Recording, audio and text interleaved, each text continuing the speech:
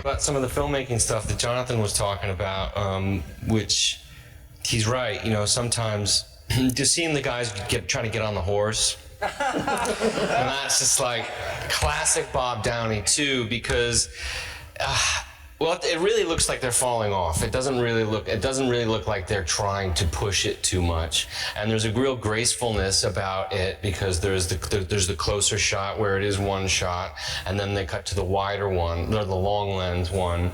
And it doesn't. That's actually one that goes on a little bit long, but there's no extra crazy Foley or bumps or anything else. It's all very kind of silent and little shush shush and things, little sounds like this that make it even funnier. But probably more cinematic just because it looks like they're outside of like New York City, you know, where all of his stuff before was, and he felt like you were in apartments and streets and found locations. But it's not as if suddenly he got a budget and went out to the desert and wildly changed his filmmaking style. It was like he just transplanted his style from his friends' bedrooms in the streets of New York to the middle of New Mexico and had a set built and things like that.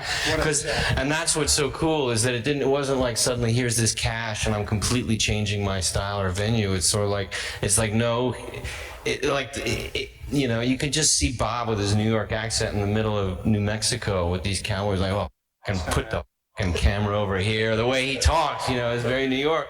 But so, is it more cinematic? Maybe a bit more because it's open spaces and things like that. But it's still the same ridiculousness and insanity, which is so, the content-wise, it's so him that it's funny. That's what makes this pretty neat.